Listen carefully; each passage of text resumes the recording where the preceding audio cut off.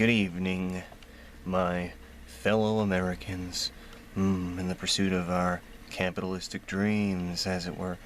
Anyway, if I were to tell you, or anybody really, that tomorrow a gangbanger who sells drugs is gonna get caught because of RICO laws, or if I were to tell you that a politician's son does cocaine, any number of things really similar to that, would you be surprised?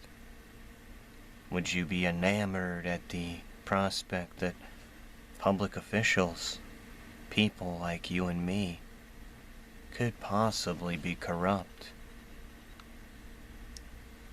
But if you dig a little deeper, if you look behind things, behind the drug dealers, where do the drugs come from?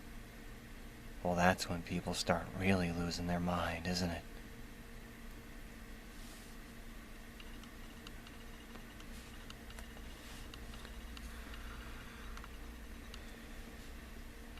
What if I were to tell you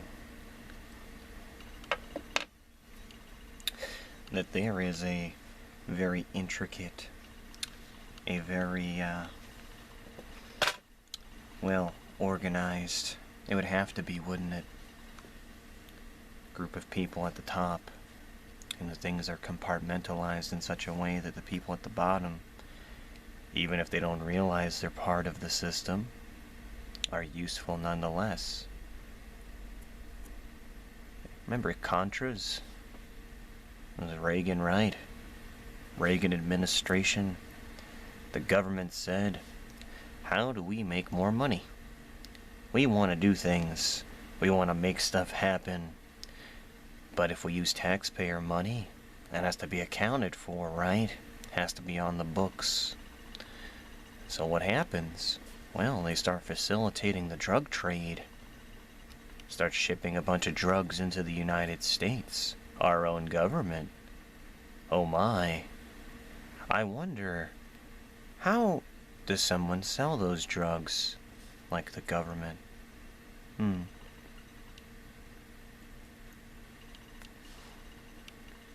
how do they also conveniently get into the hands of people who sell the drugs? Well, if cases like Whitey Bulger have shown us anything, it's that the government is, well, it's familiar when it comes to working with criminals, when it benefits it, when it suits its agenda. So, again, compartmentalization. Yes, there's somebody on the drug trade level that knows, right? But his distributors more than likely have no clue where those drugs come from or how they get into the country. No, it just ends up on the streets for you and me, where we then have the war on drugs. Wasn't that fun? So let me get this straight. The government is going to ship the drugs into the country and then distribute it throughout the country, while also cracking down because it's become such a big problem. You know, what was a big epidemic that we had a while ago when it came to the drug trade, before fentanyl, of course, in China? Well, it was the opioid crisis, right? Where were all these opioids coming from?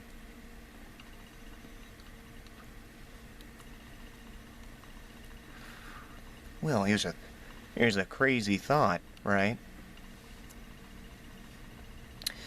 The Middle East, okay?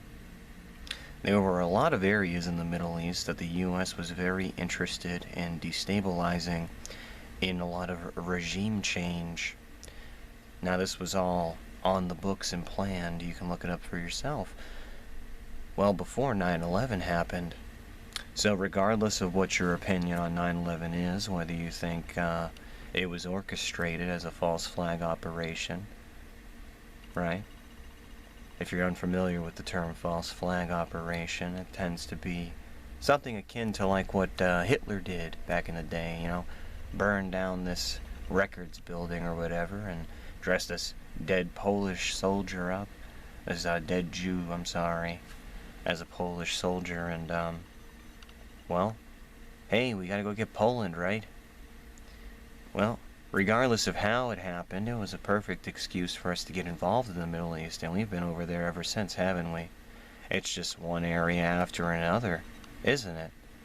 What if I were to tell you that each of these areas that we systematically went into, one after another, for one excuse after another, that each one of these areas were those places I just told you about that were on the books, that they had planned to go in and change the regime of? Remember Gaddafi?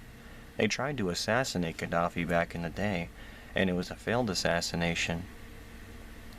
And then conveniently, when Gaddafi starts trying to nationalize his oil, doesn't want to play ball with the U.S., oh boy, we have to go stop him, he's committing atrocities. That's laughable, isn't it? What a funny world we live in.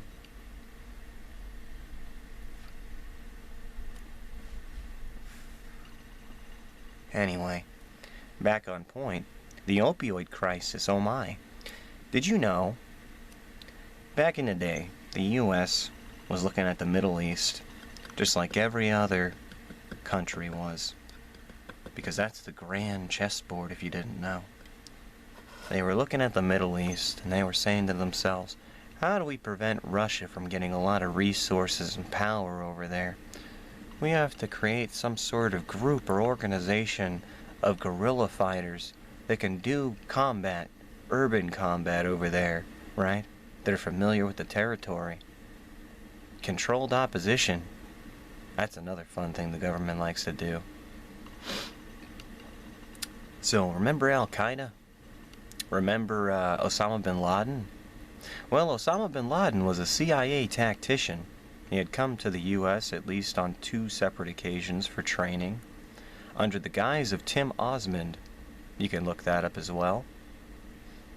So anyway, they get their boy Osama bin Laden in there with Al-Qaeda, and they start destabilizing things, really messing things up. But another interesting thing, there's other terrorist organizations over there, right? Like the Taliban.